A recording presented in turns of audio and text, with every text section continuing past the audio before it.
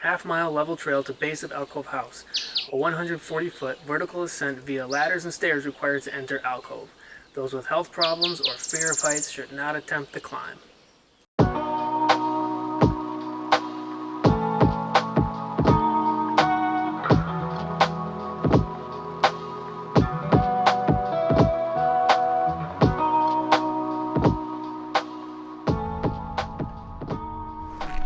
Starting to become a normal thing, but we can't seem to find the trailhead this morning. We're at the visitor center and the GPS was telling us to keep going, but there were cones blocking the road, so I need to find a map.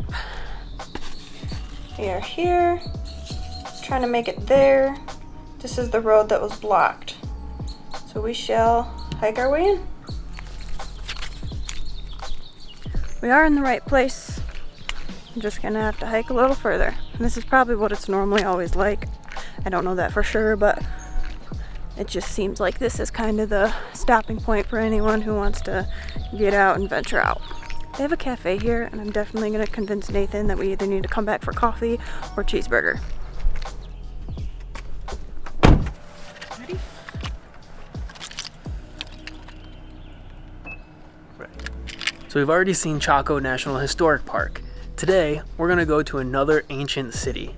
We are in Bandelier National Monument in northern New Mexico. We've got a 2-mile hike to get to the pueblos. A really nice older couple just guarded the bathroom for me so I could use the men's restroom while the woman's was being cleaned. She insisted. So, all right, let's go.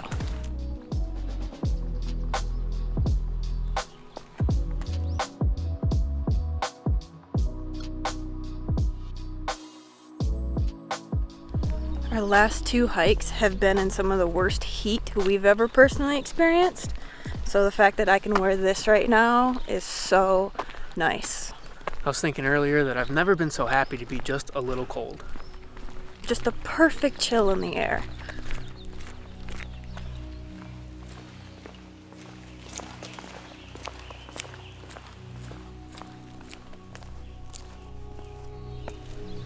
This is just a nice big kiva. Yep. It's much bigger than the ones at Chaco. Yeah, way bigger. So these are the kivas. Any round room were used for ceremonial purposes only. And this is a really big one compared to the ones that we saw at the Chaco culture. Really cool.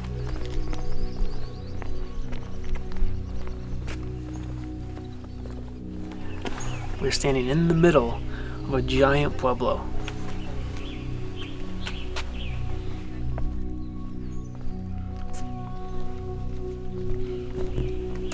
Chimney. Really? Wow.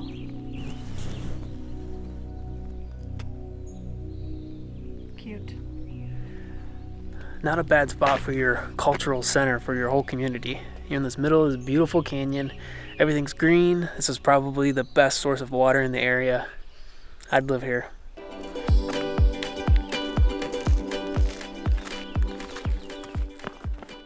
I really wish I knew more about these places. I love history, but this kind of culture, kind of a newbie at it.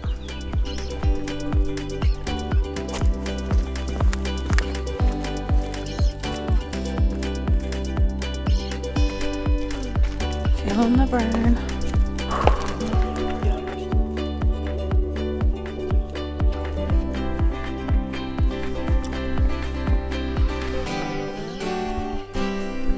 Just a tiny little room.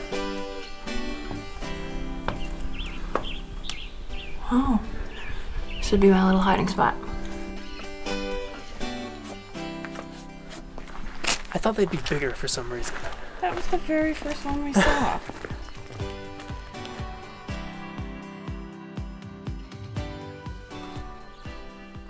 I can't imagine what it would have been like to be free camping out in the wilderness and then see a place like this as a native 1,000 years ago when this was built. This had to have looked like a major city, like a mecca, like something they've never seen before. It's pretty cool. Time for some more stairs.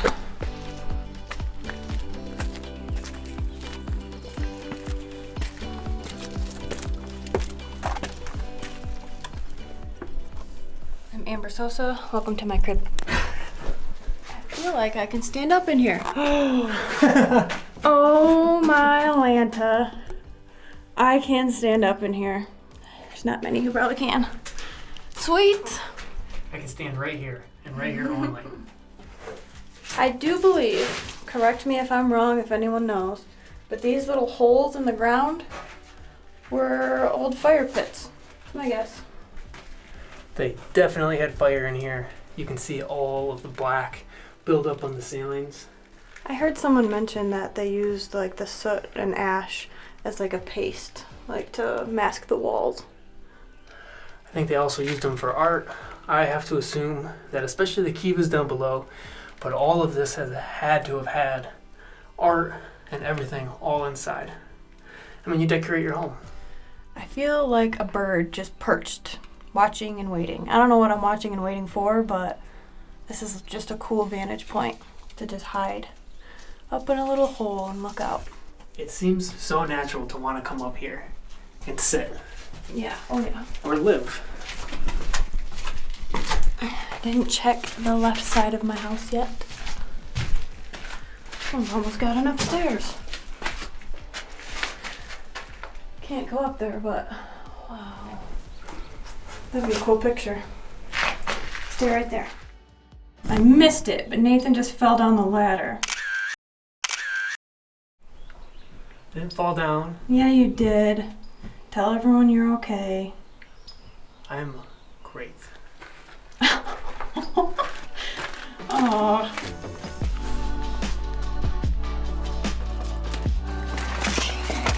Where to next?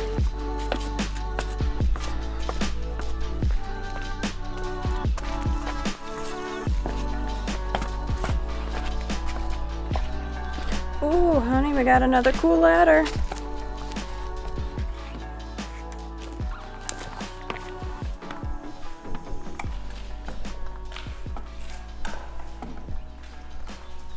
Oh, here's the soot buildup we were talking about. When was the last time the fire was in here? Could have been 1,000 years. This is the perfect size for a tiny home. After living in 3 different vehicles, this is like a mansion. Plenty of space in here. Oh yeah. Make it a little smoggy from time to time.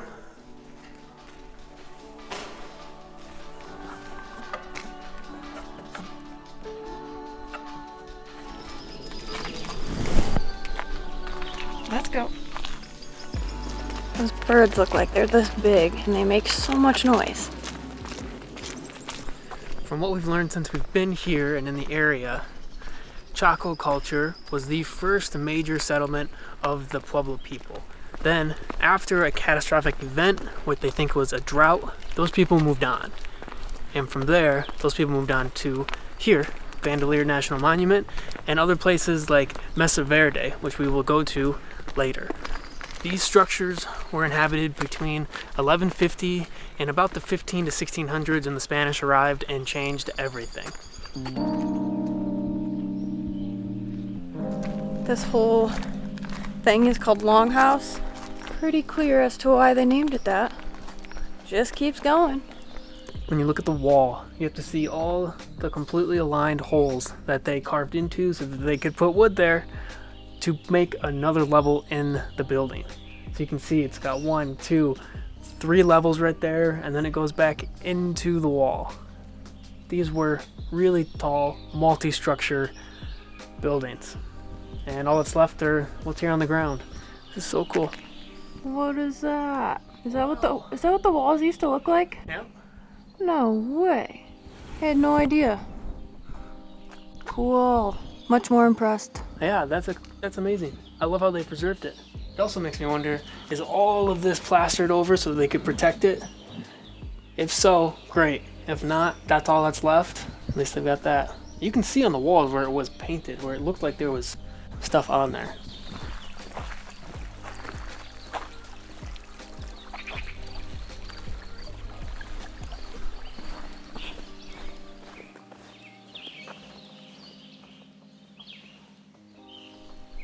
It's probably already been mentioned because Nathan taught me this last night. So a lot of other old dwellings that natives would have built way back when they weren't all made out of stone. So that's what makes these ones a little more unique. And long lasting. Is that right? I didn't hear what you said, but I'm sure 100% accurate. Great. We've been in the desert for so long that just this crisp air and like fresh leaf smell, there's just a lot happening that you don't get very often if you're just out in the dirt and heat. It smells so good. I said earlier today I don't know a whole lot about Native American culture, which is true, but there's not a whole lot that people know about these cultures compared to other places in the world. They didn't have written history, so all we have are their oral traditions and histories told down through the generations and these dwellings. We can tell you roughly how old this place is, how old the structures are, maybe what they used the structures for. What they ate, kind of how they lived. So comparatively, we don't know a lot about these people. We knew that the Spanish came in, but we also know who was there, who their leader was, what they saw when they got here, what they took when they left. We don't know who built this. We know the people who built it, but the actual person or generation or any kind of family, we don't know.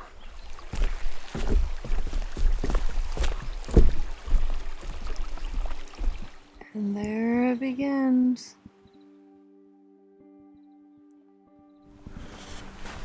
What are we waiting around here for? Destination, Alcove House. You got this? Yep. But you said you'd catch me, so you gotta... Oh, that means I gotta go first. Yep. You got this. This is pretty cool.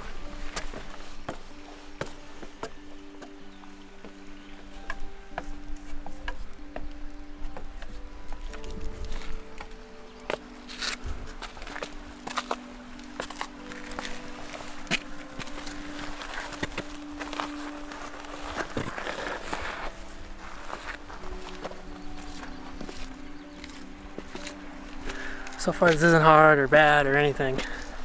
Those ladders totally remind me of Badlands National Park. Except these ladders don't move.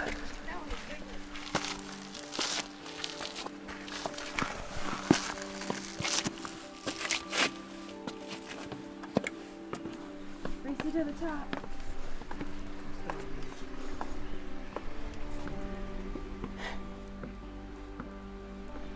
The first of many. Was it? Oh.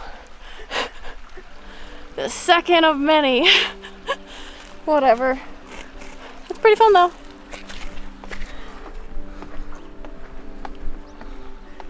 Okay.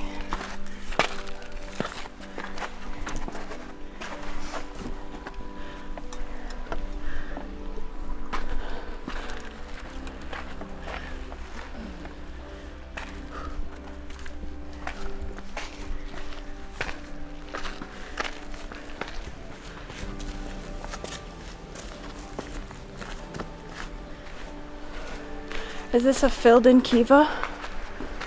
No, it's a roof. Really? Yeah, there's the entrance. Oh. There was just so much more here originally. I don't want to be the person to say, is this it? But I kind of thought there'd be more at the top. Not disappointed.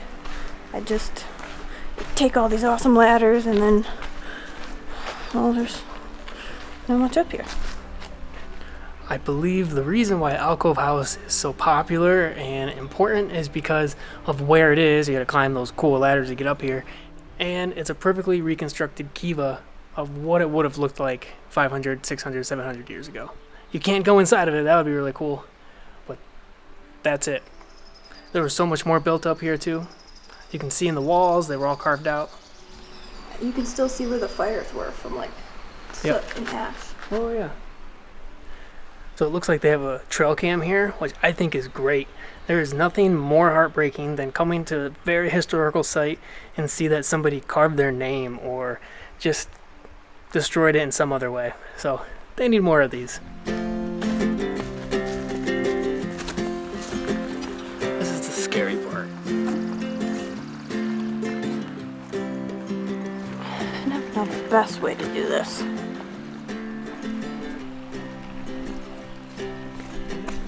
I think so. Yeah, one more. Oh, that's right.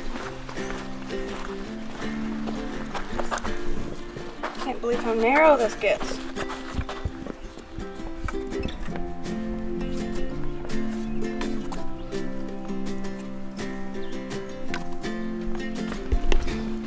I'm gonna take this sweater off.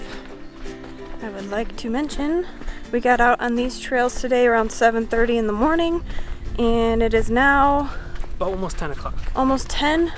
It's getting pretty busy. It's also getting hot, Yes. which is the reason why we're gonna make our way out. Yep. So start your day around 7 or 8 and you should be just fine.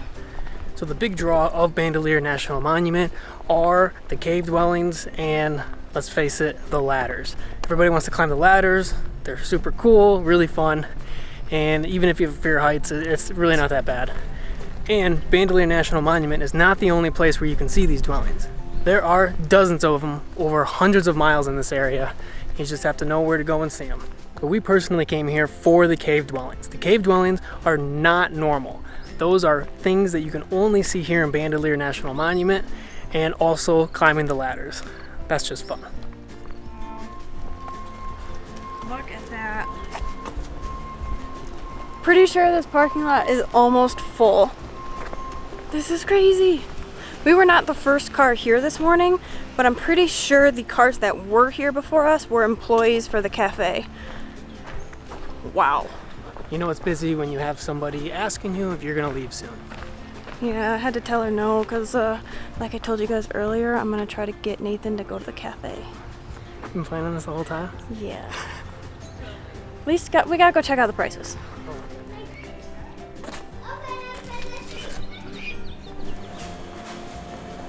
That was a no-go. Nathan shot down every idea I had. It was like $14 for a burger. Okay, but they did have coffee and muffins that were reasonably priced. But at that point, I'd rather just have a meal. Hold on, I gotta shut the door and we just gotta sit and talk about this for a second. Here's a fun little Coincidence? coincidence but story along the way. We met at Michigan State University working in a cafeteria on campus. The same day we started working, there was an employee, Brady. We became friends, worked with him, knew him throughout school, lost contact after that. Happens. Last summer in Asheville, North Carolina, we were in a coffee shop working, and Brady and his wife were in there. We had a quick little chat, caught up, it was awesome. Good to see someone we hadn't seen in years. We just ran into him again in New Mexico. Like, you always hear about stories of people running into, like, acquaintances here and there, but I never thought it would happen to us. Yep.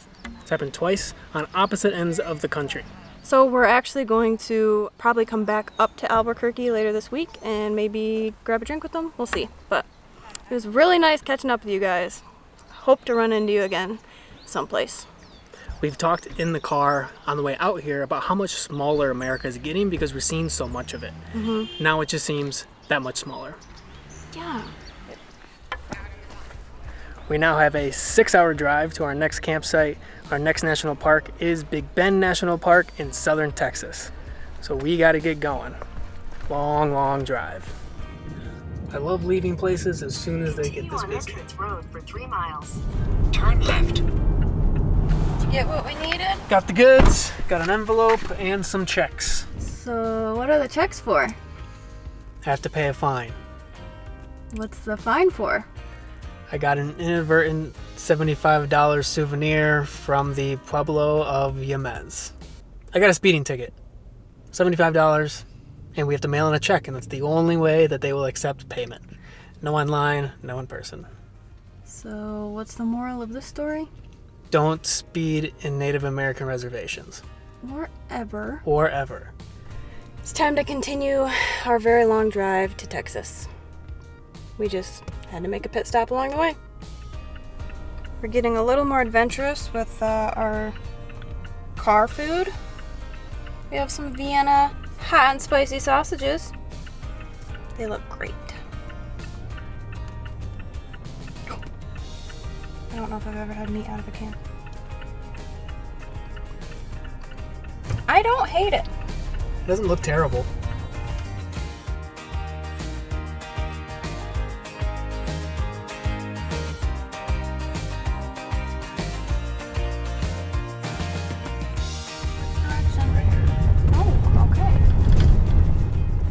Would you look at that? Nathan's off wandering. Did not even bother to close his door. He just got out and left.